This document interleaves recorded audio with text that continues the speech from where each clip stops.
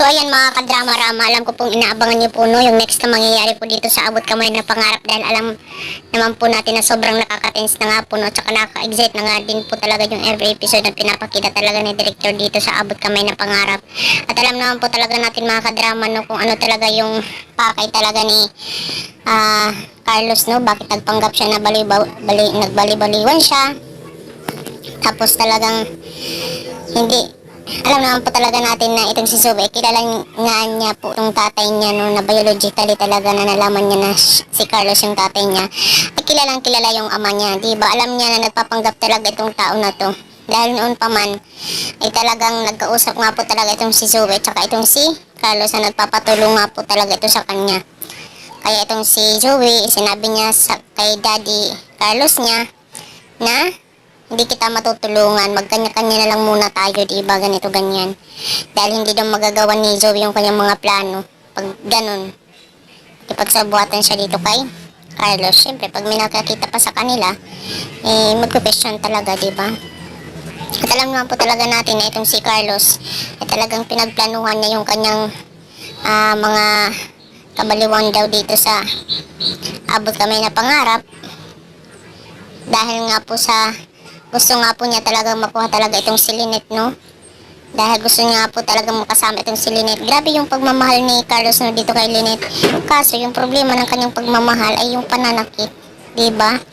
Dapat hindi niya sinasaktan itong si Lynette. Baka hindi niya makuha yung gusto niya, ay sasaktan na kaagad yung mahal mo.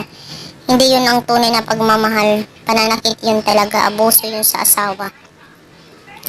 Kaya itong si Carlos talagang pinaniwala niya talaga itong sila Lynette, sila RJ, na may problema talaga siya psychologically, diba, sa kanyang mind.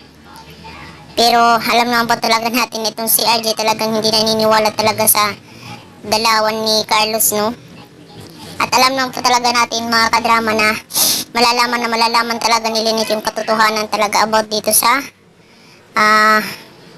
mga ginawa talaga ni Carlos, no? Imbis na maaawa itong si Lynette, hindi na lang siya maaawa, kundi sasabihin pa ni Lynette, ang galing ng pagpapanggap mo, ano Carlos, sa kulungan ang punta mo, diba? Imbis na inurong na niya yung kanyang kaso, ibabalik yun ni Lynette yung kaso niya, diba?